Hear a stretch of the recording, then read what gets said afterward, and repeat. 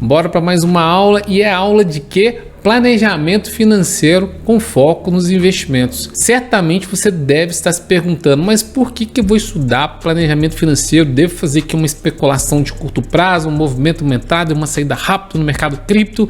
Para que eu vou estudar isso aqui? Bom, vamos lá. Se eu quero ter uma tranquilidade lá na frente, no futuro, ser assertivo, ou seja, chegar lá com mais dinheiro, com mais recurso financeiro, eu preciso de mudar algumas coisas aqui, agora, no presente. O que nós falamos lá na última aula sobre finanças pessoais? 4 pilares importantes. E um pouquinho antes eu falei sobre criar outras fontes de renda.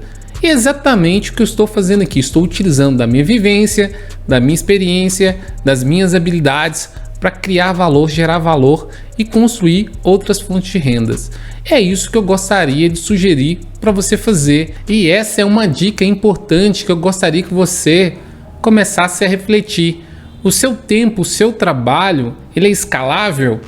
Provavelmente, se você é professor, se você trabalha como CLT, enfim, se você tem uma jornada ali de 8 horas de trabalho, que seja 8, 9 ou 10 horas, aquele tempo ele está limitado para aquele período. Então, se você está naquele grupo que eu falei, naquela estatística lá na aula passada de milhões de brasileiros que não possuem ou não terão recursos aí para investir, que estão numa posição de tomador, a gente vai falar isso na próxima aula, você certamente, claro, não vai ter dinheiro para investir no mercado cripto, no mercado de renda fixa, renda variável. Então, o ideal é que você comece a colocar realmente esse seu conhecimento, seu potencial para fora, para construir novas rendas, outras fontes de rendas. É dentro do planejamento financeiro que você vai estruturar isso, com foco lá na frente. Você precisa também ter anotado quais são suas perspectivas de remuneração, de retorno ao longo de 12 meses, 24 meses, 3 anos, 5 anos, 10 anos. Isso também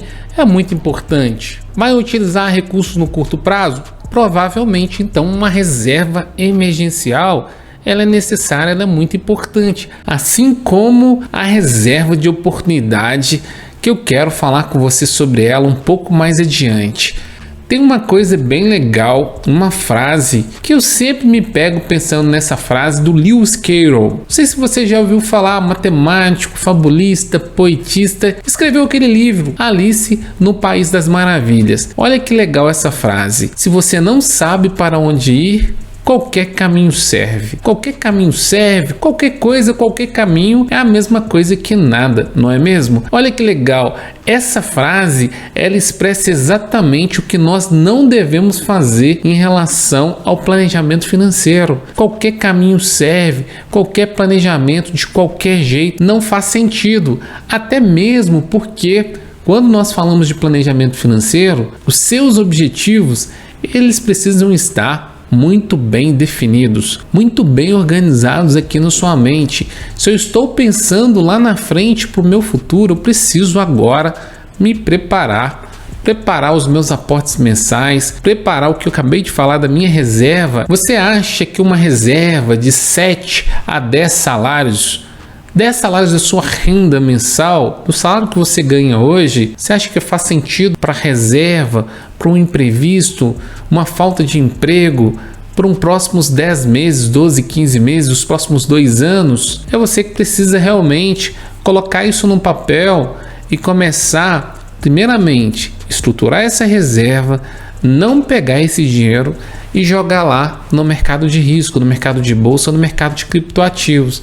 Para isso, nós vamos utilizar aquilo que eu falei, a reserva de oportunidade. É um outro capital para você fazer as alocações, para você buscar um custo de oportunidade em relação ao que? A outros mercados. Por exemplo, você montou sua reserva, vamos supor que você montou sua reserva financeira lá em títulos pós-fixados, está lá no CDB pós-fixado ou no Tesouro Selic, está bem conservador. Você deixou lá com uma liquidez diária, tá tudo certo. E na outra ponta você começa ali a fazer alguns aportes mensais. O ideal é que você deixe 3, 5, 7% da sua renda, se possível, por mês, para começar a fazer essas alocações mensais. Isso certamente vai refletir positivamente lá no futuro. Mas isso não é o que acontece. Na maioria das vezes as pessoas utilizam essa reserva, colocam lá no mercado cripto, e aí vem uma tempestade perfeita, o mercado numa volatilidade,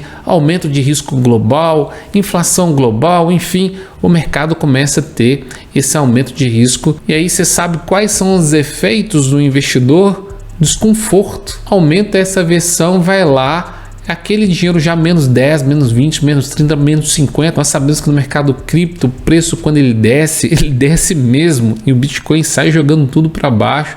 Quem já investe nesse mercado sabe disso. Eu vou passar tudo para você mitigar esses riscos.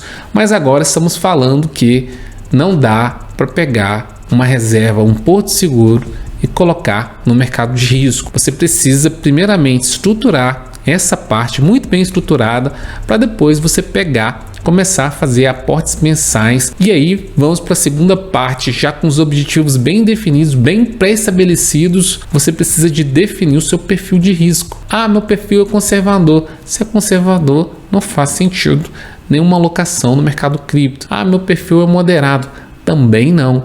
Ah, meu perfil é agressivo. Exatamente. Perfil agressivo, perfil arrojado é o tipo de investidor que aceita, tolera risco, tem um apetite justamente para isso, para tomar risco. Bom, é importante que deixar claro, às vezes você está tolerante, mas hoje o seu apetite está menor. Então, neste momento você não vai operar, mesmo você sendo tolerante ao risco. Então, esse time, essa leitura, ela também é muito importante. Você entendeu que houve um aumento da aversão ao risco, ou seja, aumento do risco, o seu apetite de risco diminuiu, ou pode ser que você queira especular, ou seja, tem realmente um perfil mais arrojado, aí você vai lá e faz a sua operação com viés mais especulativo. Enfim, sabe que aquele recurso que você está aportando, você pode também dobrar os seus lucros, mas também como pode perdê-lo. Então, isso aí é conhecer muito bem o seu perfil. Para isso, você vai precisar de fazer o seu suitability, que nada mais é do que análise do perfil do investidor. Seja na corretora, na exchange, fazer o seu perfil e lá tem algumas perguntas, um questionário, e você vai ver com base naquelas perguntas, naquele questionário, qual é o melhor mercado para você operar. Um outro ponto aqui interessante é sobre horizonte de investimento. Isso faz parte também do planejamento. É de curto prazo? É de médio? É de longo prazo? Tem investidores que são estratégicos, preferem especular e fazer movimentações de curto prazo. Vai fazer um day trade, inicia a operação no mesmo dia, inicia e encerra no mesmo dia. Já um investidor que vai fazer ali uma operação de swing trade, leva essa operação mais para o médio prazo, que pode ser também 2, 5, 10 dias, 6 meses, 1 ano. São operações também de position, de swing trade. Saiu, passou de um dia, já não é mais day trade, é swing trade. Então você precisa também, dentro desse planejamento, definir aquela reserva de valor, aquela que nós falamos, o que é para curto prazo, o que é para médio prazo e o que você vai deixar para longo prazo. E aí, quando a gente fala longo prazo, é para cima de 10 anos. Então, se você está hold ou gosta de holdar, comprar e segurar um determinado criptoativo, muitos investidores utilizam essa estratégia e eu vou passar algumas dicas sobre ela mais na frente, quando a gente estiver fazendo algumas operações, mostrando para vocês algumas estratégias lá na análise gráfica, quando a gente estiver falando aqui sobre indicadores técnicos, ok? Então, para concluir, nós vimos aqui que você precisa, quando falando de planejamento financeiro, constituir uma reserva de emergência. Vimos também que os seus objetivos eles precisam estar bem estabelecidos, bem definidos, objetivos de curto, de médio e de longo prazo, assim como a importância da identificação do seu perfil do investidor, conservador, moderado, agressivo, arrojado. Vimos também a importância de você definir o seu horizonte de investimentos. Esse recurso que eu vou aplicar é para curto prazo, esse é para médio. Curto prazo eu vou considerar aqui 2 anos, médio prazo até de 2 até 10 anos, acima de 10 anos eu vou considerar aqui longo prazo. Novamente reforço, essas coisas precisam estar muito bem alinhadas, muito bem desenhadas, definidas antes de você começar a operar, antes de você comprar um ativo, seja uma renda fixa, seja uma renda variável, uma ação ou mesmo um criptoativo, um ativo digital. Essas coisas precisam estar muito bem claras para você. O quanto mais assertivo você for nesse início em termos de detalhamento, a construção desse planejamento, menos riscos você terá ao longo do tempo. Não vai precisar encerrar uma operação de swing trade que você colocou o dinheiro da reserva de emergência lá e você precisa do dinheiro para pagar uma conta.